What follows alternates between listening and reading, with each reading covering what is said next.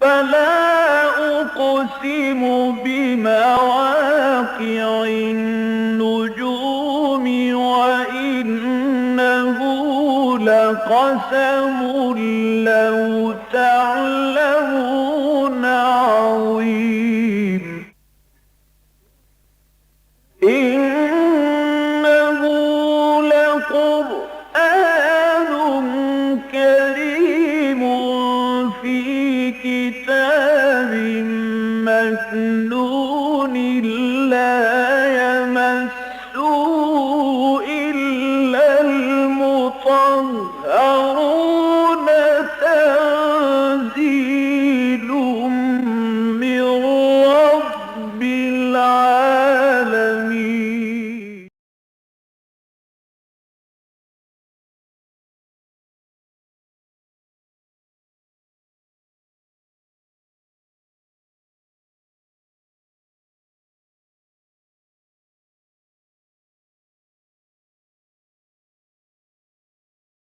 أعوذ بالله من الشيطان الرجيم.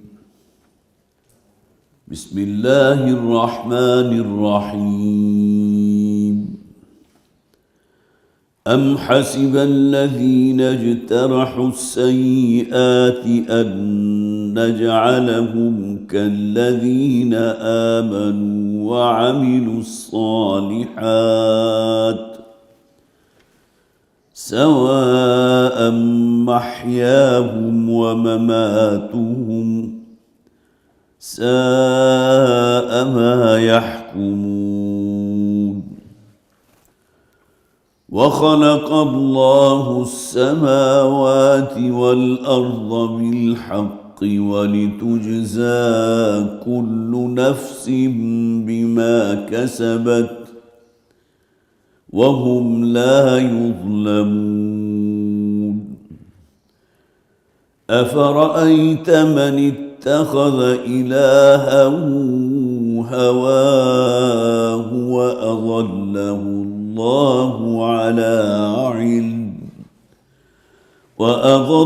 الله على علم وختم على سمعه وقلبه وجعل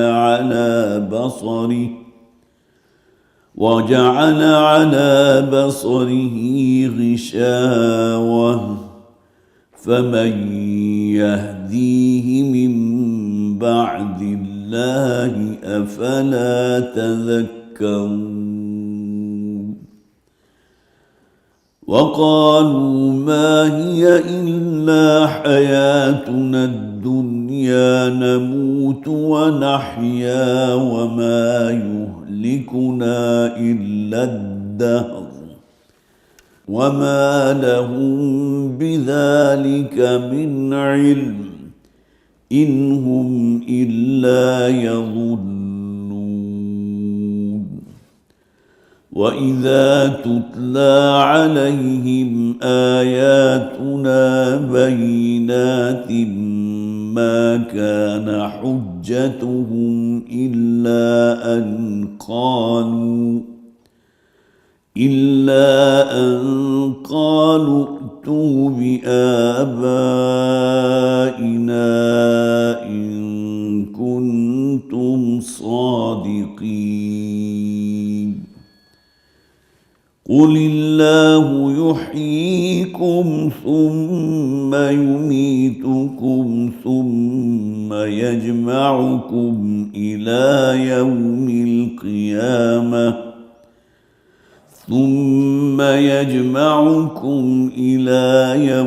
القيامة لا ريب فيه ولكن أكثر الناس لا يعلمون. ولله ملك السماوات والأرض ويوم تقوم الساعة يومئذ يخسر المبطلون. وترى كل أمة جاثية كل أمة تدعى إلى كتابها اليوم تجزون ما كنتم تعملون. صدق الله العظيم. رب اشرح لي صدري ويسر لي أمري واحلل عقدة من لساني يفقهوا قولي. اللهم ألهمنا رشدنا وأعذنا من شرور أنفسنا. اللهم ألهمنا رشدنا وأعذنا من شرور أنفسنا. آمین یا رب العالمین. سورہ جاسیہ کا دوسرا رکوع ہم نے پچھلی مرتبہ مکمل کر لیا تھا. اس کی آخری آیت ہی سے میں نے آج کی تلاوت کی ہے. ام حسب الذین اجترحوا السیئات ان نجعلهم كالذین آمنوا وعملوا الصالحات. یہ وہ بات ہے جو قرآن حکیم میں بہت سے مقامات پر بیان کی گئی کہ اللہ تعالیٰ کبھی اپنے باغی اور سرکشوں کو برابر نہیں کرے گا اپنی فرما برداری اختیار کرنے والوں کے. اور اس سے پہلے جو ہم پڑھ چکے تھے اس میں خاص طور پر دو چیزوں کی طرف میں توجہ دلانا چاہ رہا ہوں. ایک تو بنی اسرائیل کا ذکر تھا کہ نبوت اور رسالت اللہ تعالیٰ نے، جس سے آپ کہہ سکتے ہیں کہ تواتر کے ساتھ بنی اسرائیل میں قائم رکھی. وَلَقَدْ آتَيْنَا بَنِي إِسْرَائِيلَ الْكِتَابَ وَالْحُكْمَ وَالنُّبُوَّةَ. یہ تین اصطلاحات ہم نے پڑھی تھی. ہم نے بنی اسرائیل کو کتاب بھی عطا کی تھی، شریعت بھی دی تھی، والحکم حکمت بھی دی تھی، حکومت اور اختیار بھی دیا تھا. حضرت داؤد، حضرت سلیمان علیہ السلام کا دور جو تھا وہ کو سنہری پیریڈ ہے بنی اسرائیل کی تاریخ کا. ونبوہ، اور پھر یہ کہ نبیوں کو بھی اللہ تعالیٰ نے اس سلسلے میں جاری و ساری رکھا. وَرَزَقْنَاهُمْ مِنَ الطَّيِّبَاتِ وَفَضَّلْنَاهُمْ عَلَى الْعَالَمِينَ. اور بہت پاک ستھری پاکیزہ چیزیں ہم نے انہیں رزق کے طور پر دی تھی. اور سب سے بڑھ کر یہ کہ تمام جہان والوں پر ہم نے انہیں فضیلت عطا فرمائی تھی. جیسا کہ میں نے عرض کیا تھا کہ یہ موضوع جو ہے یہ تو سورہ بنی اسرائیل میں بھی 2 یا 3 مرتبہ ریپیٹ ہوا ہے کہ جس میں فرمایا گیا یا بنی اسرائیل اذکروا نعمتی التی انعمت علیکم وانی فضلتکم علی العالمین. اے بنی اسرائیل کے لوگوں، میری اس نعمت کو یاد کرو جو میں نے تم پر کی تھی اور میں نے تمہیں تمام جہان والوں پر فضیلت عطا فرمائی تھی. اس کے بعد چند آیات چھوڑ کر پھر جو ذکر تھا ثم جعلناک علی شریعۃ من الامر. اب یہاں واحد میں خطاب ہے نبی اکرم صلی اللہ علیہ وسلم سے کہ اب تک جو سلسلہ نبوت اور رسالت جاری رہا بنی اسرائیل میں، اس میں ظاہر سب سے نمایاں حضرت موسیٰ علیہ السلام ہیں، جن کے بارے میں بارہا ذکر کر چکا ہوں کہ قرآن حکیم میں تعداد آیات کے اعتبار سے حضرت موسیٰ علیہ السلام کا ذکر سب سے بڑھ کر ہے. 500 سے زائد آیات ہیں جو حضرت موسیٰ علیہ السلام کے ذکر پر مبنی ہیں. تو حضرت موسیٰ علیہ السلام اور پھر حضرت عیسیٰ علیہ السلام، یہ گویا کہ جسے آپ کہیے کہ سمبلز ہیں کہ جن کا ذکر قرآن بار بار کرتا ہے. حضرت عیسیٰ علیہ السلام کے اوپر گویا کہ وہ ایک جو سنہری زنجیر چل رہی تھی حضرت یعقوب سے لے کر اور پھر ان کے 12 بیٹے اور پھر نبوت اور رسالت چلتی رہی، تو اس سلسلے کی آخری کڑی حضرت عیسیٰ علیہ السلام تھے. تو یہاں فرمایا کہ ہم نے انہیں کتاب اور حکمت بھی عطا فرمائی تھی، اور پھر یہ کہ فضلناہم علی العالمین، تمام جہان والوں پر نہ صرف انہیں فضیلت دی تھی بلکہ سلسلہ نبوت اور رسالت انہی میں جاری رہا. یہ سورہ حدید کے آخر میں جو فرمایا گیا تھا یا بنی اسرائیل، جس کے الفاظ مجھے اس وقت یاد نہیں آ رہے، وَلَقَدْ ہم نے بھیجا ہے حضرت موسیٰ علیہ السلام کو بھی، حضرت نوح علیہ السلام، وَلَقَدْ أَرْسَلْنَا رُسُلَنَا بِالْبَيِّنَاتِ وَأَنزَلْنَا مَعَهُمُ الْكِتَابَ وَالْمِيزَانَ لِيَقُومَ النَّاسُ بِالْقِسْطِ. ہم نے اپنے رسولوں کو بھیجا ہے، پھر یہ کہ اپنے بینات دے کر بھی بھیجا، اور پھر یہ کہ انہیں ہم نے میزان عدل و قسط دے کر بھیجا تاکہ لوگ انصاف پر قائم ہوں. اور اس کے بعد پھر فرمایا وَلَقَدْ أَرْسَلْنَا نُوحًا وَإِبْرَاهِيمَ وَجَعَلْنَا فِي ذُرِّيَّتِهِمَا النُّبُوَّةَ. اور پھر اس کے بعد ہم نے حضرت نوح علیہ السلام اور حضرت ابراہیم علیہ السلام کو بھیجا. حضرت نوح جو آدم ثانی ہیں، آگے سلسلہ جو چلا ہے انسانیت کا انہی کے بیٹوں سے چلا اور انہی میں گویا کہ نبوت و رسالت رہی. اور پھر حضرت ابراہیم علیہ السلام کا ذکر کیا گیا کہ انہی کے 2 بیٹے تھے کہ جن سے آگے یہ سلسلہ جاری رہا ہے، بنی اسماعیل کہ جن میں محمد رسول اللہ صلی اللہ علیہ وسلم ایک طویل وقفے کے بعد، اور دوسری طرف حضرت یعقوب کے جن میں آخری کڑی ہے حضرت عیسیٰ علیہ السلام۔ ثم جعلناک علی شریعۃ من الامر، اور پھر اے نبی صلی اللہ علیہ وسلم ہم نے آپ کو دین کی ایک مستحکم شریعت پر قائم فرما دیا۔ اب یہ شریعت وہ ہے جو ہماری آج تک چلی آ رہی ہے۔ الیوم اکملت لکم دینکم واتممت علیکم نعمتی ورضیت لکم الاسلام دینا، آج کے دن جو ہے میں نے تمہارے اوپر اپنے دین کو مکمل کر دیا، اپنی نعمت کا اتمام فرما دیا ہے، اور اس دین اسلام کو تمہارے لیے پسند فرما دیا۔ اب یہ دین اسلام ہے جو شریعت ہے، شریعت محمدی صلی اللہ علیہ وسلم۔ ثم جعلناک علی شریعۃ من الامر فاتبعها، اب آپ پر لازم ہے اسی شریعت کی پیروی کرنا، اور ظاہر ہے کہ یہ وہ شریعت ہے چونکہ نبی اکرم صلی اللہ علیہ وسلم آخری نبی آخری رسول ہیں، اب یہ شریعت جاری اور ساری رہے گی تا قیام قیامت۔ پھر آخر میں فرمایا گیا تھا ھذا بصائر الناس وہدی ورحمۃ لقوم یوقنون، یہ ہے وہ بصیرت افروز باتیں جو اپنے اندر بڑی روشنی لیے ہوئے ہیں، جن میں سمجھداروں کے لیے بڑے بڑے حقائق پنہاں ہیں، لوگوں کے لیے بھی وہدن اور ہدایت ہے۔ یہاں ھذا سے مراد قرآن حکیم ہے جو وہی نازل ہو رہی ہے محمد رسول اللہ صلی اللہ علیہ وسلم پر، ورحمتاً، اور سراپا رحمت ہے لقوم یوقنون، ان لوگوں کے کہ جو یقین رکھیں اس کتاب پر، جو یقین رکھتے ہوں محمد رسول اللہ صلی اللہ علیہ وسلم کی رسالت پر۔ آگے فرمایا ام حسب الذین اجترحوا السیئات ان نجعلہم کالذین آمنوا وعملوا الصالحات، کیا گمان کیا ان لوگوں نے کہ جنہوں نے برائیاں کمائی ہیں، جو فسق و فجور ہی میں ملوث رہے ہیں، کہ ہم ان لوگوں کو برابر کر دیں گے، ہم انہیں بنا دیں گے ان لوگوں جیسا، الذین آمنوا وعملوا الصالحات، جو ایمان لائے اور نیک اعمال کیے۔ اس دنیا میں تو ممکن ہے کہ یہ لوگ کہ جو فسق و فجور میں مبتلا ہوئے یہ بہت ہی اس دنیا میں عیش کر کے گئے ہوں، ہر قسم کی سہولت انہیں حاصل ہو، لیکن جو اصل زندگی ہے، جو آخرت کی زندگی ہے، اس میں کہیں ان کی برابری کسی درجے میں ممکن نہیں۔ سواء محیاہم و مماتہم، کہ ان کی زندگی اور ان کی موت جو ہے بالکل برابر ہو جائے۔ اب یہ مضمون جیسا کہ میں نے عرض کیا بھی تھا کہ بہت سے مقامات پر آیا۔ ام نجعل المتقین کالفجار، سورہ صاد میں فرمایا گیا کیا ہم متقین کو مساوی قرار دے دیں گے فاسق و فاجر لوگوں کے، جنہوں نے اپنی زندگی میں حرام شامل رکھا، جو خلاف شریعت باتوں پر عمل کرتے رہے، جنہوں نے خوب جانتے بوجھتے اللہ کی شریعت کے احکامات کو پاؤں تلے روندا، کیا ہم انہیں مساوی کر دیں کہ آخرت میں؟ یہی مضمون ایک اور انداز میں بیان کیا گیا، کیا کبھی کسی نے سوچا ہے کہ اندھیرا اور روشنی برابر ہیں؟ کیا کسی نے سوچا ہے کہ دھوپ اور اندھیرا یا چھاؤں برابر ہے؟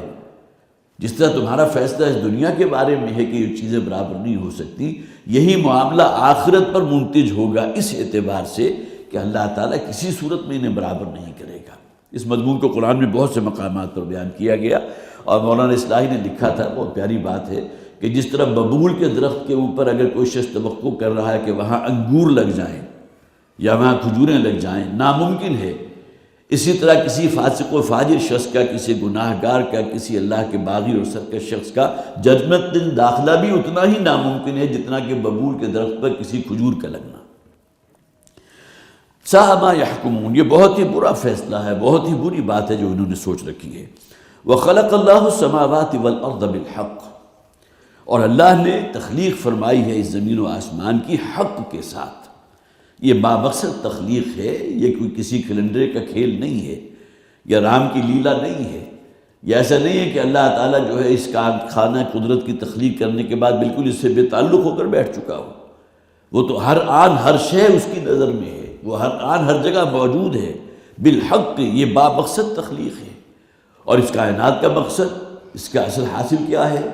اس کا اصل حاصل انسان ہے کہ جو ہم موجود ہیں، اس لیے کہ قرآن حکیم اس پر گواہ ہے کہ ہم نے انسان کو بہترین تخلیق پر پیدا کیا۔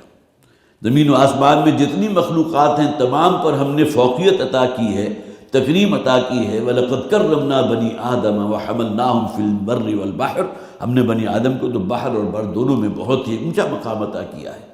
تو اللہ تعالیٰ کی مخلوقات میں سب سے ٹاپ پر انسان ہے۔ یہی وہ بات ہے، صرف ذہن میں تازہ کر لیجئے، سورہ رحمان کی ابتدائی 4 آیات میں بیان کی گئی، الرحمن علم القرآن خلق الانسان علمہ البیان۔ رحمان اللہ تعالیٰ کے ناموں میں سب سے خوبصورت ترین نام۔ علم القرآن، جتنے علوم ہیں ان میں سب سے ٹاپ پر علم ہے قرآن کا۔ خلق الانسان، جملہ مخلوقات میں سب سے ٹاپ پر ہے انسان۔ علمہ البیان، اور انسان کو اللہ تعالیٰ نے جو قوت گویائی، قوت بیانی عطا فرمائی ہے، جو وہ اظہار معافی ضمیر کر سکتا ہے، یہ کسی اور حیوان یا کسی اور مخلوق کے پاس نہیں ہے۔ فرشتے ہیں، وہ بھی اللہ کی مخلوق ہے، لیکن وہ نوعیت کے اعتبار سے مختلف ہے، وہ تو نورانی الاصل ہیں۔ تو فرمایا خلق السماوات والارض بالحق، ہم نے زمین و آسمان کو حق کے ساتھ پیدا کیا، بامقصد تخلیق ہے اللہ کی۔ وَلِتُجْزَى كُلُّ نَفْسٍ بِمَا كَسَبَتْ، اور تاکہ بدلہ پائے ہر جان جو کچھ اس نے کمایا تھا۔ اب یہاں گویا کہ اللہ تعالیٰ کی صفت العدل ہے کہ جو کام کر رہی ہے۔ انصاف کا تقاضا یہ ہے کہ اللہ تعالیٰ اپنے فرما برداروں کو، اپنے احکامات کی پیروی کرنے والوں کو، جس طرح کبھی کسی نے یہ نہیں دیکھا کہ کسی بادشاہ اپنے باغیوں کو جو ہے وہ چھوڑ دیا ہو، یا یہ کہ اپنے باغیوں کو بالکل جو ہے وہ ان کے لیے کوئی کسی قسم کی رکاوٹ نہ ہو اور اپنے فرما برداروں کو سزا دی ہو۔ یہی معاملہ اگر اس دنیا میں چل سکتا ہے تو آخرت میں بھی اللہ تعالیٰ العدل ہے، وہ سراپا عدل ہے، انصاف ہے۔ تو فرمایا وَلِتُجْزَى كُلُّ نَفْسٍ بِمَا كَسَبَتْ، تاکہ ہر شخص کو اس کی کمائی، جو اس نے کمایا، جو اس کے کرتوت تھے یا جو اس کے نیک اعمال تھے، اس کی بھرپور جزا، اگر برے اعمال تھے تو اس کی بھرپور سزا ان کو مل کر رہے۔ وَهُمْ لَا يُظْلَمُونَ، اور پھر سب سے بڑھ کر یہ کہ وہاں کوئی ظلم نہیں ہوگا۔ انسان تو بعض اوقات عدل و انصاف کا دامن اپنے ہاتھ سے اس لیے بھی چھوڑ دیتا ہے، کہیں عزا و اقارب جو ہے وہ یہ چیز سامنے آ جاتی ہے، کہیں پریشر آ جاتا ہے۔ ہمارے کتنے ہی ججز ہوں گے جو انڈر پریشر آ کر فیصلہ کرتے ہیں، اس لیے کہ انہیں دھمکیاں بھی دی جاتی ہیں، تمام چیزیں، لیکن یہ کہ بہرحال اللہ تعالیٰ کے معاملے میں یہ کہیں کسی پر کوئی ظلم نہیں ہوگا، دونوں اعتبارات سے ظلم نہیں ہوگا۔ جو نیک کام کرنے والے ہیں انہیں بھرپور اجر و ثواب ملے گا، یہ نہیں ہے کہ ان کے درجے میں کوئی کمی ہو یا اجر و ثواب میں کوئی کمی رہ جائے گی۔ اور جو بد کردار لوگ تھے، جو فاسق و فاجر تھے، جو ظالم تھے، دوسروں کی حق تلفی کرنے والے تھے، انہیں بھرپور سزا مل کر رہے گی، کسی پر کوئی ظلم نہیں ہوگا۔ أَفَرَأَيْتَ مَنِ اتَّخَذَ إِلَٰهَهُ هَوَاهُ، اب یہ بہت اہم آیت ہے اور اس کا حوالہ ہمارے ہاں عام طور پر آتا رہتا ہے، خاص طور پہ جب بھی ذکر ہوتا ہے شرک کا، اور شرک کی مختلف قسموں کا، شرک فی الذات بھی ہے، شرک فی الصفات بھی ہے، پھر شرک فی العبادت بھی ہے۔ شرک فی الذات تو اپنی نوعیت کے اعتبار سے گھناونا ترین شرک ہے۔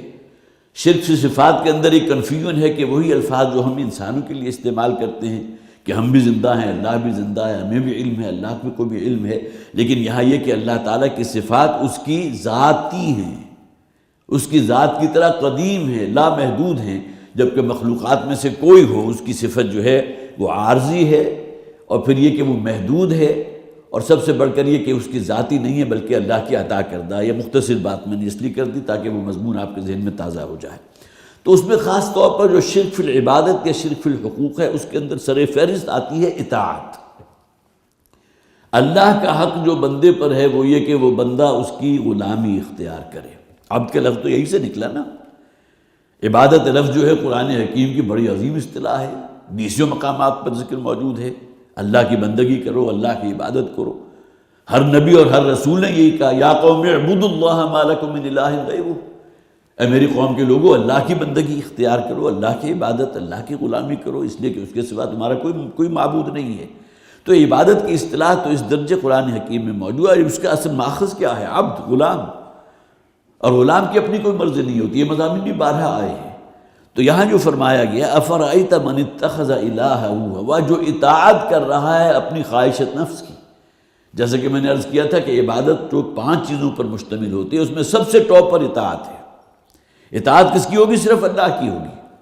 اس کے بعد پھر محبت ہے، خالص محبت صرف اللہ کے ساتھ ہوگی۔ اللہ کی محبت سے نیچے اور محبتیں بھی ہیں، والدین سے محبت ہے، بیوی سے محبت ہے، اولاد سے محبت ہے، روپے پیسے سے محبت کون شخص ہوگا کہ جو اس کا انکار کرے گا، لیکن یہ تمام محبتیں اللہ کی محبت کے تقاضے کے نیچے نیچے رہیں گی۔ اسی طرح پھر جو مراسم عبودیت ہے، اس میں یہ نماز ہے، خاص طور پر سجدہ، یہ پیشانی جو ہے اللہ کے سوا کسی کے سامنے نہیں جھک سکتی، کسی کے سامنے خاک آلود نہیں ہو سکتی۔ اسی طرح پھر دعا ہے، پکارا صرف اللہ کو جائے گا۔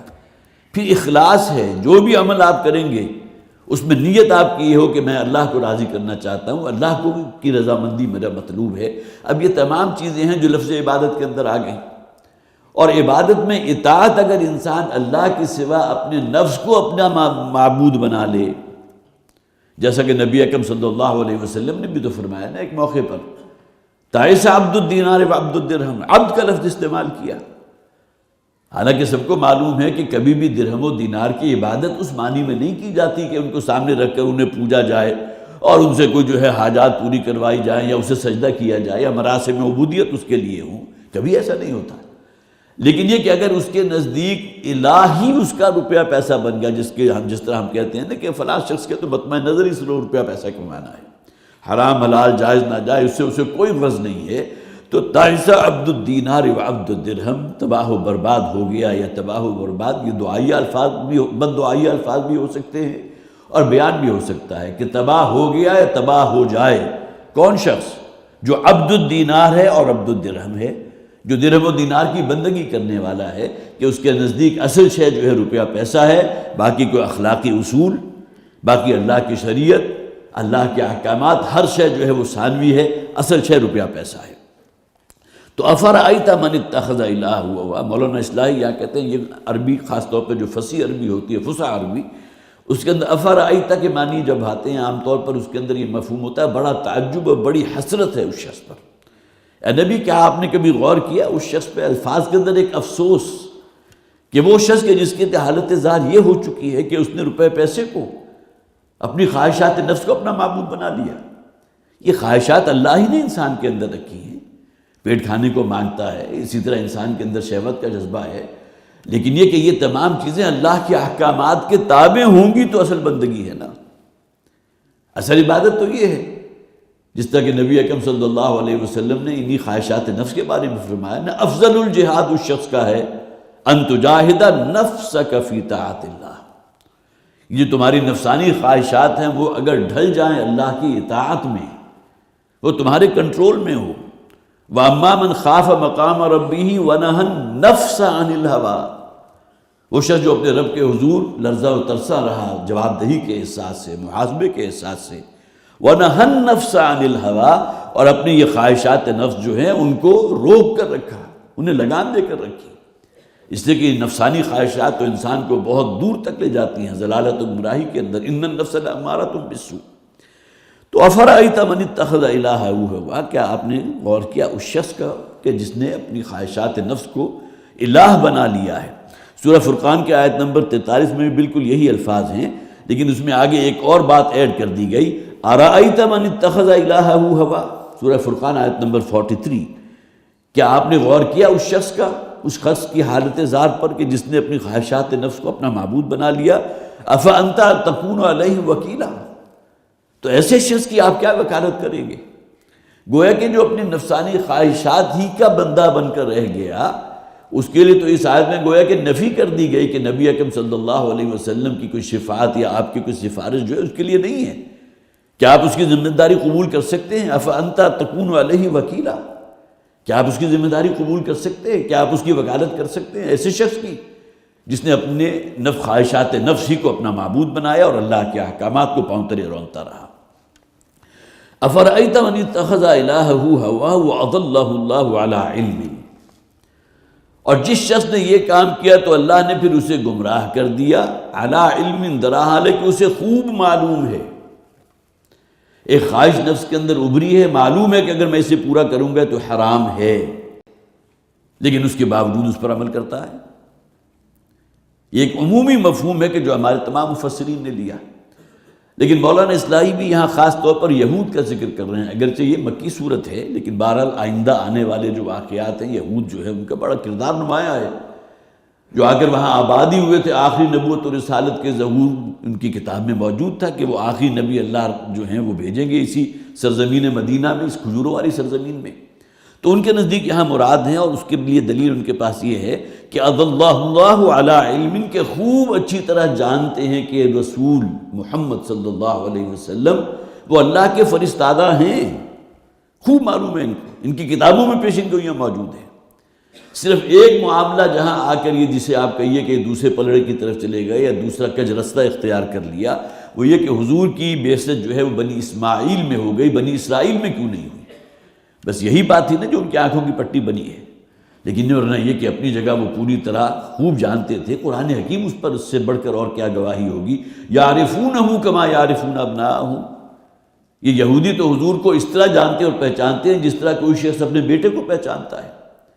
تو انہوں نے اس کا مفہوم یہ بیان کیا کہ وہ شخص کہ جس نے اپنی اسی خواہش نفسی کو اپنا معبود بنا لیا، نفس کی بندگی تو ہے، پھر اللہ نے انہیں گمراہ کر دیا علی علم، اس کے باوجود کہ انہیں علم حاصل تھا کہ محمد اللہ کے رسول ہیں صلی اللہ علیہ وسلم۔ لیکن اگر آپ تعویل عام کے اعتبار سے دیکھیں گے تو یہ اپلیکیشن آج بھی ہے کہ جو شخص بھی اپنی خواہشات نفس ہی کی بندگی میں لگا ہوا ہے، پھر اللہ تعالیٰ اسے گمراہی کے رستے پر ڈال دیتا ہے۔ آج چھوٹا گناہ کرے گا، کل اس سے بڑا گناہ اس کا منتظر ہوگا، اور اس کے بعد اس سے بڑا حرام جو ہے اس کو ویلکم کرنے کے لیے تیار ہوگا۔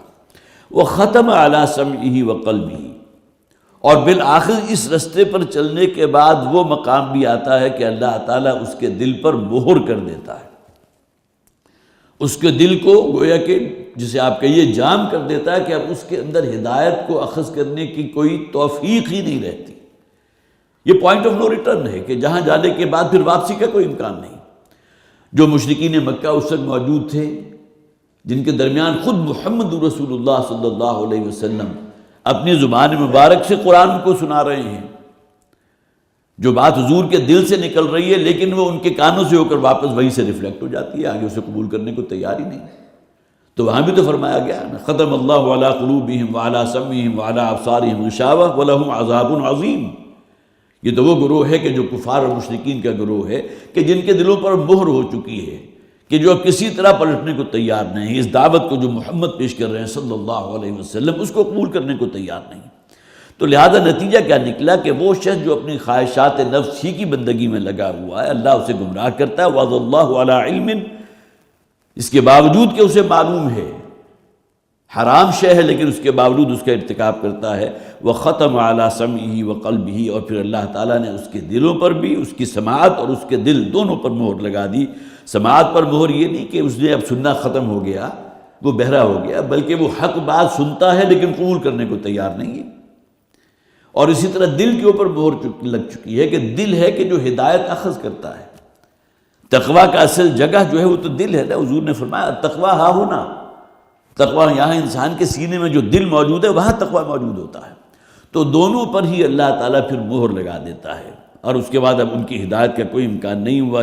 وَجَعَلَ عَلَىٰ بَصَرِهِ غَشَاوَةً، اور ان کی آنکھوں کے اوپر بھی پھر ایک پردہ تان دیا جاتا ہے کہ اسے وہ آیات آفاقی بھی متوجہ نہیں کر سکتی اپنے خالق اور مالک کی طرف، جس نے اس وسیع و عظیم کائنات کو بنایا تھا، جس نے اس کے لیے کیا کیا نعمتیں فراہم کی ہیں۔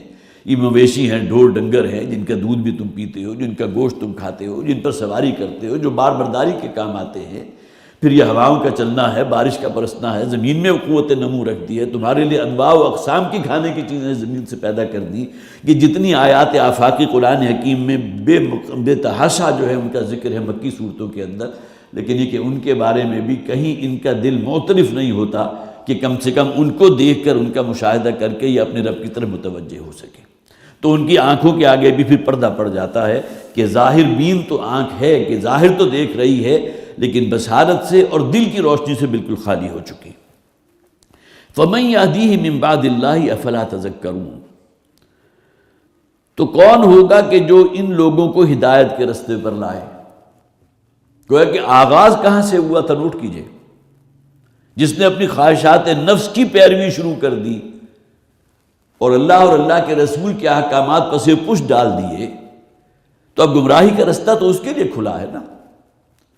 سورۃ اللیل کے اندر جو فرمایا گیا وَأَمَّا مَن بَخِلَ وَاسْتَغْنَىٰ وَكَذَّبَ بِالْحُسْنَىٰ فَسَنُيَسِّرُهُ لِلْعُسْرَىٰ، وہاں تین اور اصطلاحات استعمال کی گئیں۔ روپے پیسے کے ساتھ محبت اتنی کہ انتہائی بخیل انسان، وَاسْتَغْنَىٰ، اور بالکل لاپرواہ، گویا کہ لاپرواہ کس سے؟ دنیاوی منفعت اور یہاں کے نقصان سے تو پوری طرح آگاہ ہے، لیکن جو اصل زندگی آخرت کی، اس کا نقصان کیا ہونے والا ہے، جہنم کی آگ اس کی منتظر ہے، اس سے بالکل بے پرواہ ہو چکا۔ ایک شان استغنا کا حامل شخص ہے، کون ہے مجھے پوچھنے والا؟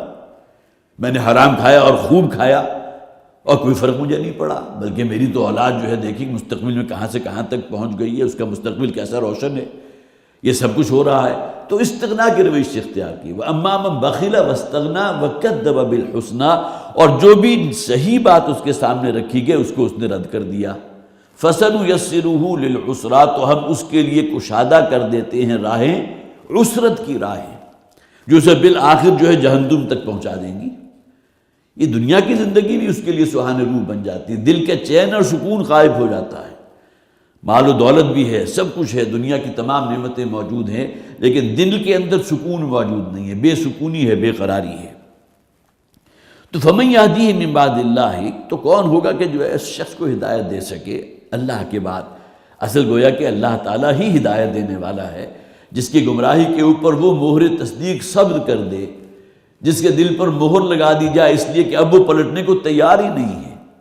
حضور نے جو فرمایا تھا نا کہ انسان جب گناہ کرتا ہے تو اس کے دل پر ایک سیاہ داغ پڑ جاتا ہے، اور گناہ کرتا ہے اور داغ پڑتا ہے، اور گناہ کرتا ہے اور داغ پڑتا ہے، یہاں تک کہ دل اس کا سیاہ پتھر کی شکل اختیار کر لیتا ہے۔ ثم قست قلوبهم فهي كالحجارة أو أشد قسوة، اور اس کے بعد اتنا پتھر کی طرح سخت دل ہو جاتا ہے، سیاہ دل، کہ پتھر جو ہے وہ بھی اسے کہیں مات دے جائے، پتھر بھی کہیں پیچھے رہ جائے اور ان کو بھی مات دے جاتا ہے۔ یہ تمام چیزیں انسان کے اوپر گزرتی ہیں بشرطے کہ وہ اس رستے کو اختیار کرے جو شیطان کا رستہ ہے، جس کا آغاز کیا ہوا تھا؟ اپنی نفسانی خواہشات کی پیروی کرنے سے۔ افلا تذکرون، تو یہ حقائق قرآن حکیم سامنے رکھ رہا ہے، لیکن اس کے باوجود وہ سوچنے کو تیار ہی نہیں، اس سے کوئی نصیحت حاصل کریں، اس زمین و آسمان کی تخلیقات پر غور کریں، کچھ ان کا دل متوجہ ہو، رب کی معرفت، رب کی عظمت، رب کی جلال شان، اس کے جمال کا کوئی مشاہدہ کریں، ہر شے ان کے لیے بیکار ہے۔ وَقَالُوا مَا هِيَ إِلَّا حَيَاتُنَا الدُّنْيَا نَمُوتُ وَنَحْيَا وَمَا يُهْلِكُنَا إِلَّا الدَّهْرُ، اور یہ لوگ کہتے ہیں ما ہیا، کچھ نہیں ہے، الا حیاتنا الدنیا، بس یہی دنیا کی زندگی۔ دیکھیں اس بات کو ذہن میں رکھیں کہ ایک رائے اگرچہ یہ پیش کی گئی ہے کہ جب حضور یہ دعوت پیش کر رہے تھے تو ایک گروہ ایسا موجود تھا جنہیں ہم دہریوں کا گروہ کہتے ہیں، کہ جو چٹا انکار کرتے تھے مرنے کے بعد کی زندگی کا۔ وہ تو یہ سمجھتے تھے جس طرح موج ہے، سمندر ہے، سمندر میں کوئی بلبلے پیدا ہوئے اور اس کے بعد خود بخود پھٹ گئے، ختم ہو گئے، یہی معاملہ انسان کا ہے۔ بہت بڑا اس زمین، یہ کائنات بہت بحر بے کراں کی طرح ایک بڑا طویل و عریض سمندر ہے، اس میں کوئی بلبلے پیدا ہوتے ہیں، وہ پھر ختم ہو جاتے ہیں، پھٹتے ہیں، پھر نئے پیدا ہوتے ہیں، پھر ختم ہو جاتے ہیں، کچھ لہریں اٹھتی ہیں، پھر سمندر میں گم ہو جاتی ہیں، پھر اٹھتی ہیں، پھر سمندر میں گم ہو جاتی ہیں۔ اسی طرح یہ حیوانات ہم دیکھتے ہیں، حشرات الارض ہیں، یہ زمین پر جو حیوانات چلتے پھرتے ہیں، انسان اس سے بڑھ کر کچھ نہیں۔ اور پھر یہ کہ اپنی جو مہلت عمر جو اللہ نے دی ہے اسے، وہ یہ سمجھتے ہیں کہ بس یہی زندگی ہے اور کچھ نہیں ہے۔ گویا کہ وہ دہریت جسے ہم سمجھتے ہیں دہر، اگرچہ ایک رائے ہے، بڑی شاذ رائے ہے، اور ابن حزم نے وہ رائے پیش کی تھی، لیکن یہ کہ اس کی عبارت پھر بعد میں نکیر بھی پیش کی گئی، اور شاید وہ بات بھی اس سے اب واپس بھی لے لی تھی انہوں نے، کہ دہر اللہ کے ناموں میں سے ایک نام بھی ہے۔ گویا کہ الدہر جو ہے وہ اللہ ہے، اس لیے کہ بہرحال ایک حدیث میں ہے فَإِنَّ الدَّهْرُ هُوَ اللَّهُ، اور حضرت ابو ہریرہ رضی اللہ تعالیٰ عنہ سے مروی ایک حدیث بخاری شریف کے اندر موجود بھی ہے کہ جس میں وہ فرماتے ہیں کہ یہ اللہ تعالیٰ حدیث قدسی کے الفاظ ہیں کہ جو لوگ بھی زمانے کو برا کہتے ہیں وہ دراصل اللہ فرماتے ہیں مجھے برا کہہ رہے ہیں۔ یہ برا بھلا کہنا، کوسنا زمانے کو، یہ فلک کج رفتار ہے جی، یہ فلک ناہنجار ہے جی، یہ زمانے کی گردش ہے، کوئی زمانے کی کروٹ ہے، اور اسی کو گالیاں دینا اور اسی کو برا بھلا کہنا۔ تو اس حدیث میں باقاعدہ موجود ہے کہ جو لوگ بھی زمانے کو یہ فلک کی گردش اور اس کی طرف جو الزامات لگا رہے ہیں یا انہیں گالیاں دے رہے ہیں، ان کے بارے میں نازیبہ الفاظ اختیار کر رہے ہیں، اس سے حضور فرماتے ہیں کہ اللہ تعالیٰ نے یہ فرمایا کہ اس سے مجھے شدید اذیت ہوتی ہے، شدید تکلیف ہوتی ہے، اس لیے کہ زمانہ تو میں ہوں۔ گویا کہ اس زمانے میں جو کچھ بھی ہو رہا ہے وہ اللہ کے اذن سے ہو رہا ہے۔ اگر کوئی شخص زمانے کو برا بھلا کہتا ہے تو حقیقتاً وہ زمانے کو برا بھلا نہیں کہہ رہا، بلکہ وہ اللہ کو برا بھلا کہہ رہا ہے۔ اور یہی معاملہ ان دہریت والے لوگوں کا تھا، جو کچھ بھی ہے زمانہ، اگر کسی کے اوپر کوئی برے وقت آ گئے، ہاں اے فلک کے پیر کیا تیرا بگڑتا جو نہ مرتا کوئی دن اور، ابھی جوان تھا ابھی عارف، اس قسم کے الفاظ آپ نے سنے ہوں گے، اب اشعار مجھے چونکہ یاد نہیں رہتے، لیکن یہ کہ کوسنا زمانے کو، برا بھلا کہنا زمانے کو، تو حدیث موجود ہے باقاعدہ، جو شخص بھی کسی بھی جو برائی اس کے ساتھ ہوئی ہے، یا یہ کہ جو بھی کوئی برا وقت اس کے اوپر آیا ہے، کسی مصیبت کے اندر وہ گرفتار ہوا ہے، کسی تکلیف کے اندر وہ جو ہے ہوا ہے معاملہ اس کا، تو اس میں زمانے کو کبھی برا بلا نہ کہو، زمانے کو گالیاں نہ دو، اس لیے کہ وَلَا تَسُبُّوا الدَّهْرَ فَإِنَّ الدَّهْرَ هُوَ اللَّهُ، فَإِنَّ الدَّهْرَ هُوَ اللَّهُ، یہ دہر جو ہے یہ تو اللہ ہے۔ آپ نے اگر زمانے کو برا بھلا کہا ہے تو اس کے معنی کیا ہے کہ آپ نے اللہ کو برا بھلا کہا۔ تو مَا هِيَ إِلَّا حَيَاتُنَا الدُّنْيَا، اب یہ گویا کہ اوریاں ترین بات ہو گئی، انکار آخرت کا چٹا انکار۔ کیا گویا کہ آخرت اور مرنے کے بعد کی زندگی کو کوئی محاسبہ، کوئی خدا کے ہاں کسی عدالت کا لگنا، اور اس کے بعد پھر یہ جو ہے وزن اعمال کا ہونا، اور پھر بھاری اعمال والوں کو جو ہے جن کے نیکی کے پلڑے بھاری ہوں گے ان کا جنت میں داخلہ ہوگا، یہ تمام چیزیں عبث ہیں، بیکار ہیں۔ جو کچھ بھی ہے یہ دنیا ہی کی زندگی ہے، یہی ہے جسے خالصۃ الدہریت کہا جاتا ہے۔ وَقَالُوا مَا هِيَ إِلَّا حَيَاتُنَا الدُّنْيَا نَمُوتُ وَنَحْيَا وَمَا يُهْلِكُنَا إِلَّا الدَّهْرُ، اور یہ ہے کہ ہمیں ہلاک نہیں کرتا مگر یہی زمانے کی کروٹ ہوتی ہے۔ جس طرح وہ مویشی بھی ہلاک ہو جاتے ہیں، اپنی عمر طبی پوری کر کے، کوئی زخمی ہو کے ہلاک ہو جاتا ہے، کسی جانور کو کسی درندے نے کھا لیا وہ ہلاک ہو گیا، یہی معاملہ انسانوں کا، اس سے آگے بڑھ کر کوئی نہیں۔ وَمَا لَهُم بِذَلِكَ مِنْ عِلْمٍ، اور انہیں اس کے بارے میں کوئی علم بھی نہیں ہے۔ ظاہر ہے کہ انسان کے حواس میں تو صرف یہی زمانہ ہے نا۔ جب انسان کی آنکھ بند ہوتی ہے تو اس کے ساتھ اب کیا ہونے والا ہے یا کیا ہو رہا ہے، وہ عالم محسوسات میں تو اس کا کوئی انسان جو ہے اس کا ادراک کر ہی نہیں سکتا۔ اگرچہ کوشش کی گئی ہے کہ قبر کے اندر بھی کیمرہ لگا کر دیکھا جائے کہ جب مردے کو وہاں دفنا دیا جاتا ہے تو وہ جو سنا ہے کہ وہاں جو ہے اس پر عذاب ہوتا ہے، یا اس کے لیے کچھ وہ ہے بہت معاملہ جو ہے بہت سنگین ہو جاتا ہے، تو کوئی اس کی عکاسی ہو سکے وہ بھی نہیں۔ ظاہر تمام چیزیں غیبی امور میں سے۔ اب مرنے کے بعد کی زندگی، برزخی زندگی کس کیفیت میں گزرے گی؟ ہمارے وہ آباء و اجداد جو 500-600 سال پہلے ہم سے رخصت ہو چکے، یا یہ کہ وہ ہمارے والدین کے جو انہیں رخصت ہوئے ابھی 10-15-20 سال ہوئے ہیں، تو ان کے ساتھ کیا ہو رہا ہے ہم اس کے بارے میں کوئی ادراک نہیں رکھتے۔ لیکن یہ کہ اس زمانہ جو محسوس ہے، وہ انسان تو اصل میں خوگر ہے نا، خوگرے پیکرے محسوس ہے انسان کی نظر، جو چیز بھی اس کے احساسات میں آ رہی ہے بس اسی کو فوکس کیا ہوا ہے۔ یہ زمانہ ہے، یہ کائنات ہے، باقی یہ کہ کوئی مالک ہے اس کائنات کا، کوئی رب ہے اس کائنات کا، وہ ہم نے دیکھا نہیں، نہ محسوس کیا، لہذا اسے کیا ضرورت ہے ماننے کی۔ یہ دنیا کی زندگی اصل زندگی ہے، یہ جسم ہے اصل میرا، مجھے تو اسی کو دیکھنا ہے، اسی کی پرواہ کرنی ہے، اسی کے اندر کہیں کوئی اونچ نیچ ہو جائے، کوئی بیماری آ جائے تو اس کے لیے بہترین سے بہترین ڈاکٹر کا بندوبست کرنا ہے۔ باقی روح کوئی شے ہے یا نہیں اس سے ہمیں بحث ہی نہیں ہے۔ تو از گویا کہ وہ تمام چیزیں کہ جو اس کا تعلق عالم غیب سے ہے، جو ایمان کی اصل بنیاد بنتی ہے، اس لیے کہ ایمان تو آخرت پر ہے کہ اصل زندگی مرنے کے بعد جو شروع ہونے والی ہے، جس میں محاسبہ ہوگا اور جس میں انسان کے لیے وَإِنَّهَا لَجَنَّةٌ أَبَدًا أَوْ لَنَارٌ أَبَدًا والی بات ہوگی، وہ اس دنیا کے محسوسات کے اندر جو انسان اسیر ہو کر رہ گیا، الَّذِينَ ضَلَّ سَعْيُهُمْ فِي الْحَيَاةِ الدُّنْيَا، جن کا مقصود و مطلوب اور جن کا منتہا اور مقصود جو ہے یہی دنیا کی زندگی بن کر رہ گئی ہے، وہ اس سے باہر نکلنے کو تیار نہیں۔ وَمَا هُمْ لَهُمْ بِذَلِكَ مِنْ عِلْمٍ، اور ان کے پاس کوئی علم نہیں ہے اس کے بعد کا۔ یہ الہامی چیزیں تو ہمیں پتہ چلی ہیں اللہ کے کلام سے، نبی آتے رہے نا، اللہ تعالیٰ نے اسی لیے سلسلہ نبوت اور رسالت قائم کیا کہ عارضی جو زندگی ہے اس دنیا کی، یہ اصل میں امتحان گاہ ہے۔ لِنَبْلُوَكُمْ أَيُّكُمْ أَحْسَنُ عَمَلًا، یہ انسان کی تخلیق ہوئی اور اس کی موت، یہ جو درمیانی عرصہ ہے، دورانیہ ہے، خلق الموت والحیات لیبلوکم ایکم احسن عملا۔ اصل انسان کو بھیجا گیا کس لیے؟ وما خلقت الجن والانس الا لیعبدون، پہلے میں نے عرض کیا تھا، وہ عبادت ہے اصل میں، وہ شے جو اطاعت اور محبت پر مبنی ہوتی ہے۔ وہ افرأیت من اتخذ الہہ ہوا، وہاں اصل میں اطاعت ہے کہ جو فوکس ہو جاتی ہے انسان کی، وہ خواہشات نفسی کی اطاعت کرنے لگتا ہے۔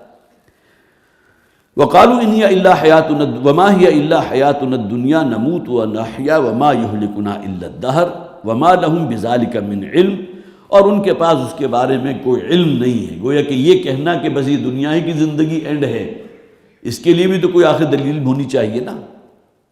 یہ ٹھیک ہے کہ وہ غیبی حقائق جو ہماری نگاہوں سے اوجھل کر دیے گئے، ایمان تو نام ہی انہی چیزوں کو ماننے کا ہے۔ الذین یؤمنون بالغیب ویقیمون الصلاۃ ویؤتون الزکاۃ، وہ لوگ کہ جو ایمان رکھتے ہیں غیب کی حالت میں، وہ غیبی حقائق کو ماننے والے ہیں۔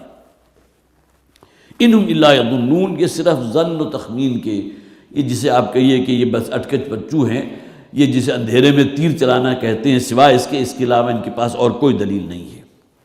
وَإِذَا تُتْلَىٰ عَلَيْهِمْ آيَاتُنَا بَيِّنَاتٍ، اور جب ان پر ہماری آیات تلاوت کی جاتی ہیں جو بڑی واضح ہیں، جو بڑی روشن آیات ہیں، مکی صورتوں کے اندر جس طرح متوجہ کیا گیا ہے اللہ تعالیٰ کی تخلیقات کی طرف، جسے میں نے اس سے پہلے بھی اصطلاح جو استعمال کرتا رہا ہوں، اور مولانا اصلاحی، مولانا فراحی کی اصطلاحات، التذکیر بآلاء اللہ، اللہ کی تخلیقات اور اللہ کی جو بھی نعمتیں تمہیں حاصل ہیں اس کے حوالے سے نصیحت حاصل کرنا، اس کے حوالے سے اللہ کی معرفت حاصل کرنا، اپنے اندر ایمان اور تقوی پیدا کرنا کہ ہمارا خالق اور ہمارا مالک ہے جس نے ہمارے یہ نعمتیں عطا کی ہیں، اس کی یہ نوازشیں ہمارے اوپر ہیں، لہذا ہم پر اس کا لازمی حق ہے کہ ہم اس کا کہنا مانیں، اور اسی سے پھر ایمان برسالت ہے۔ اللہ تعالیٰ جو وقتاً فوقتاً رسول بھیجتا رہا، وہ پیغام لے کر وہ آتے رہے، اسی کا اتباع کرنا اور عبادت اور بندگی کرنا صرف اللہ کی، یہی پیغام رہا ہر نبی کا، ہر رسول کا۔ وَإِذَا تُتْلَىٰ عَلَيْهِمْ آيَاتُنَا بَيِّنَاتٍ مَا كَانَ حُجَّتُهُمْ إِلَّا أَن قَالُوا ائْتُوا بِآبَائِنَا إِن كُنتُمْ صَادِقِينَ، تو نہیں رہتی ان کے پاس کوئی دلیل مگر وہ یہ کہیں کہ لے آؤ پھر ہمارے آباء و اجداد کو زندہ کر کے، ان کنتم صادقین، اگر تم اپنے دعوے میں سچے ہو۔ گویا کہ اب جسے کہتے ہیں نا کھسیانی بلی جو ہے وہ کھمبا نوچتی ہے، اب کوئی اور دلیل ان کے پاس نہیں ہے۔ حضور دعوت پیش کر رہے ہیں، ایمان لانے کو تیار نہیں، اپنا آبائی دین چھوڑنے کو تیار نہیں، اب مختلف معجزات کے مطالبے کیے جا رہے ہیں کہ یہاں آپ کے لیے جو ہے سونے کا محل بن جائے تو ہم ایمان لے آئیں گے۔ یہ تمام وہ مطالبات ہیں جو قرآن میں موجود ہیں، ان لوگوں کی طرف سے کیے گئے۔ اسی طرح ایک مطالبہ یہاں یہ کیا گیا، ائتوا بآبائنا، ذرا لے آؤ ہمارے باپ دادا کو، جو ہمارے آباء و اجداد تھے انہیں زندہ کر کے دکھا دو، وہ ہم سے ہم کلام ہو جائیں اور ہم انہیں باقاعدہ محسوس کر سکیں، چاہے ٹھیک ہے بعد میں پھر ان پر موت طاری ہو جائے، کوئی فرق نہیں پڑتا، لیکن ایک مرتبہ یہ کام تم ضرور کرو، اگر یہ کام کر لو گے تو ہم تم پر ایمان لے آئیں گے، ان کنتم صادقین، اگر تم سچے ہو۔ تو یہ آیات بینات کی ان پر تلاوت کیے جانا اور اس کا رد عمل اس بات کے اندر ظاہر ہونا کہ ہمارے ماں باپ کو، ہمارے آباء و اجداد کو زندہ کر کے دکھا دو۔ 8ویں پارے کا جو آغاز ہو رہا ہے اس کے بالکل شروع میں یہ بات موجود ہے، وَلَوْ أَنَّنَا نَزَّلْنَا عَلَيْهِمُ الْمَلَائِكَةَ، ان کے مطالبے تھے نا کہ آپ کہتے ہیں نا کہ میرے اوپر فرشتہ نازل ہوتا ہے، وہ اللہ کا کلام مجھ تک پہنچاتا ہے، وہ پیغام میں تم لوگوں تک پہنچا رہا ہوں، تو اللہ تعالیٰ اس پر قادر نہیں ہے کہ ہم میں سے ہر شخص کے سامنے وہ فرشتہ نازل ہو، اپنے نگاہوں کے سامنے دیکھے اسے، ایک بڑی سی جو ہے پھڑپھڑاتی ہوئی مخلوق آسمان سے اترے اور وہ آپ کے پاس آئے اور آپ کو کوئی نوشتہ پیش کرے، آپ وہ پڑھ کر سنا دیں ہمیں، ہم مان لیں گے کہ اللہ کا کلام ہے۔ تو یہاں فرمایا گیا وَلَوْ أَنَّنَا نَزَّلْنَا عَلَيْهِمُ الْمَلَائِكَةَ، اگر ہم ان کے اوپر ان کی طرف اگر ہم کسی فرشتے کو بھی نازل کر دیں اور ان کے اس مطالبے کو پورا کر دیں، وَكَلَّمَهُمُ الْمَوْتَى، وہی بات جو یہاں کہی گئی، اور ان کے مردہ جو ہیں، جو آباء و اجداد جو کئی قبروں میں دفن ہو چکے ہیں، ممکن ہے بعض کو قبروں کی جو ہے وہ کہیں کوئی نشاندہی بھی موجود نہ ہو، ہم ان کو زندہ کر کے ان کے سامنے لے آئیں، وَحَشَرْنَا كُلَّ شَيْءٍ قُبُلًا مَا كَانُوا لِيُؤْمِنُوا، اور ہر شے جس کا یہ مطالبہ کریں ان کے سامنے پیش کر دی جائے، تب بھی یہ ایمان نہیں لائیں گے، اس لیے کہ ایمان کا جو ہے معاملہ یا انحصار ان چیزوں پر نہیں ہوتا۔ وہ تو قوم ثمود کی مثال موجود ہے نا، انہوں نے کہا تھا کہ ہماری نگاہوں کے سامنے یہ پہاڑ یا یہ چٹان شق ہو، اس میں سے ایک زندہ اونٹنی برآمد ہو اور وہ ہمارے سامنے بچہ جنے، ہم آپ پر ایمان لے آئیں گے، لیکن نتیجہ کیا نکلا؟ قوم تو ایمان نہیں لائی۔ یہ معجزہ انہیں دکھا دیا گیا، ناقۃ اللہ کا ذکر قرآن میں 2-3 مقامات پر موجود ہے کہ اللہ کی جو اونٹنی تھی جو بطور معجزہ اس قوم کو دی گئی تھی، ان کے مطالبے پر قوم اگر مطالبہ کرے اور وہ مطالبہ اللہ کی طرف سے پورا کر دیا جائے اور قوم پھر بھی ایمان نہ لائے، تو اس کا پھر لازمی نتیجہ یہ نکلتا ہے کہ پھر اللہ تعالیٰ کی طرف سے عذاب نازماً نازل ہو کر رہتا ہے، پوری قوم جو ہے وہ بالکل نیست و نابود کر دی جاتی ہے۔ تو یہاں ان کی طرف سے یہ مطالبہ ائتوا بآبائنا ان کنتم صادقین، کہ ہمارے آباء و اجداد کو، ہمارے باپ دادا کو زندہ کر دو، ہمارے سامنے لے آؤ، تم اگر سچے ہو اپنے دعویٰ نبوت میں۔ اس کا جواب دیا گیا سورہ بنی اسرائیل میں کہ جتنے بھی مطالبے کر رہے ہیں تو آپ ان سے صرف یہ کہہ دیجئے هل كنت الا بشر رسولا، میں نے کب دعویٰ کیا کہ یہ اختیار میرے پاس ہے، معجزہ میں خود دکھا سکتا ہوں، حضرت عیسیٰ علیہ السلام کو جو معجزات دیے گئے تھے وہ ان کے ذاتی تو نہیں تھے، وہ تو اللہ کے عطا کردہ تھے نا. وہ ابری الاکمہ والابرص باذنی واحیی الموتى باذنی، قرآن میں ذکر موجود ہے. مردہ کو زندہ کر دینا جو خالصتاً اللہ کا فعل ہے. حضرت عیسیٰ علیہ السلام وہ کر دیا کرتے تھے، لیکن ساتھ ہی منسوب کرتے تھے اللہ کے اذن سے ہے، میرے پاس کوئی طاقت نہیں. اسی طرح وہاں جہاں مطالبات کی پوری فہرست درج کر دی گئی سورہ بنی اسرائیل کے اندر، آخر میں صرف حضور سے یہ کہلوا دیا گیا، قل، اے نبی آپ کہہ دیجئے ان کے جواب میں، هل كنت الا بشر رسولا، میں تو ایک انسان ہوں. میں نے کب دعویٰ کیا کہ اختیار میرے پاس ہے کہ تمہارے وہ تمام معجزات جو ہیں مطالبات میں ہم کو پورا کر کے دکھا دوں. تو یہاں بھی فرمایا گیا ان کنتم صادقین، اگر تم سچے ہو، ان کی طرف سے یہ کہا جا رہا ہے تو لے آؤ ہمارے آباء و اجداد کو. قل اللہ یحییکم ثم یمیتکم، عربی ان سے کہہ دیجئے کہ اللہ ہی نے تمہیں زندگی عطا کی ہے، وَهُوَ ثُمَّ يُمِيتُكُمْ، اور وہی تم پر موت بھی طاری کرے گا. انسان نہ از خود، جیسا کہ دہریت کا تھا نا کہ ہم خود بخود پیدا ہو گئے، حشرات الارض بھی تو پیدا ہوتے ہیں نا، یہ حیوانات بھی تو پیدا ہوتے ہیں، پرندے بھی پیدا ہوتے ہیں، تو ہم بھی خود بخود پیدا ہوئے ہیں. یہ نہیں ہے، بلکہ انسان نہ صرف یہ کہ خود بخود پیدا نہیں ہوتا، یا یہ کہ اس کا کوئی اختیار اپنی پیدائش پر خود ہے کہ اپنے اختیار سے پیدا ہوا ہو. کیا اس دنیا میں آنے میں میری اپنی کوئی مرضی شامل تھی، میرا اپنا کوئی اختیار شامل تھا؟ ظاہر ہے کہ کوئی شخص اس کا جواب نہیں دے سکتا سوائے اس کے کہ نہیں. معلوم ہوتا ہے کہ ہم نے تو اصل میں شعور کی آنکھ ہی اس وقت کھولی کہ جب کہ ہماری عمر کو 5 6 7 سال ہو گئی تھی، اس کے بعد سے ہمیں شعور آیا. ہم کہاں سے آ گئے؟ قرآن حکیم میں کئی جگہ کہا گیا انتم تخلقونہ ام نحن الخالقون، وہ جو منی ٹپکائی جاتی ہے کیا اس کو ایک مکمل انسانی جسم میں تبدیل تم کرتے ہو، یا یہ کام اللہ کرتا ہے، یا ہم کرنے والے ہیں؟ تو قل اللہ یحییکم، وہی اللہ ہے کہ جس نے تمہیں پیدا کیا. تم نہ خود بخود زندہ ہوئے، نہ اپنے ارادے سے زندہ ہوئے، بلکہ اللہ کے پیدا کیے زندہ ہوئے ہو، اور اللہ تعالیٰ نے تمہیں زندگی عطا فرمائی ہے. اللہ نے تمہیں ایک خاص مقصد کے تحت ایک خاص مشن دے کر اس دنیا میں بھیجا ہے، اور وہ مشن اور وہ مقصد کیا ہے کہ اللہ کی بندگی کرو. اور نتیجتاً جو اصل زندگی ہوگی، جس طرح ہم اس دنیا میں آنے سے پہلے کی زندگی سے واقف نہیں، حالانکہ ہماری ارواح جو ہیں وہ اب سے لاکھوں کروڑوں سال پہلے کہیں پیدا ہو چکی تھی. ربنا امتنا اثنتین واحییتنا اثنتین فاعترفنا بذنوبنا، جو ہم نے آیت پڑھی بھی تھی، اے پروردگار تو نے 2 مرتبہ ہم پر موت طاری کی، 2 مرتبہ تو نے ہمیں زندہ کیا، تو اب کیا کوئی اور رستہ بھی ہے؟ دوبارہ کوئی زندگی بھی ہوگی؟ جنہیں جہنم سامنے نظر آ رہی ہے. اس لیے کہ ایک مرتبہ پیدا کرنا تو انسان کے علم میں ہے کہ میں پیدا ہوا، دوسری مرتبہ کا پیدا کرنا جو ہے وہ بھی انسان کے علم میں ہے کہ دوبارہ پیدا ہوگا، جو بھی ایمان رکھتے ہیں. لیکن یہ کہ جو پہلی مرتبہ کی پیدائش ہے وہ ہمارے ارواح کی پیدائش تھی، وہ ارواح تھی کہ جو ہمارے جسم خاکی کے ساتھ ملا کر اس دنیا میں بھیجی گئیں.